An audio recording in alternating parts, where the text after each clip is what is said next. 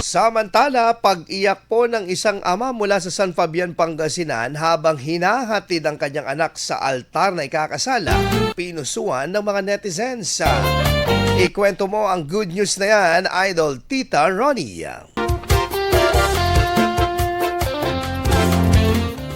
Naantig ang maraming netizens sa social media sa tagpo ng isang ama mula sa bayan ng San Fabian matapos siyang mapaiyak habang inihahatid ang kanyang anak sa altar sa mismong araw ng kasal nito. Sa video na ibinahagi ni Oliver Magliba, makikita ang ama na marahang naglalakad kasama ang kanyang anak patungo sa altar nang hindi na niya mapigilan ang emosyon. Sa gitna ng tagpong iyon, napahinto siya at napaupo muna upang pakalmahin ang sarili. Agad naman siyang nilapitan at inalalayan ang kanyang may bahay. Isang simpleng eksenang lalo pang nagdagdag ng init at lambing sa sandali. Nasaksihan ng mga panauhin ang tahimik ngunit taus-pusong damdamin ng isang ama na may halong saya, lungkot at pagmamahal para sa anak na kanyang ihahatid sa panibagong yugto ng buhay. Maging ang mga netizens ay nadala rin sa emosyon matapos umabot ng mahigit 18 million views ang naturang video. Ginanap ang kasal sa Crusaders of the Divine Church of Christ, Philippines Incorporated sa San Fabian, kung saan bukod sa pag-isang dibdib ng magkasintahan, naipakita rin ang pagmamahal ng isang ama na mananatiling gabay ng kanyang anak saan man ito dalhin ng buhay. Yan ang ating good news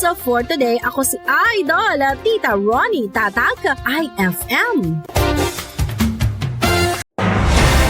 IFM News. IFM News. IFM News.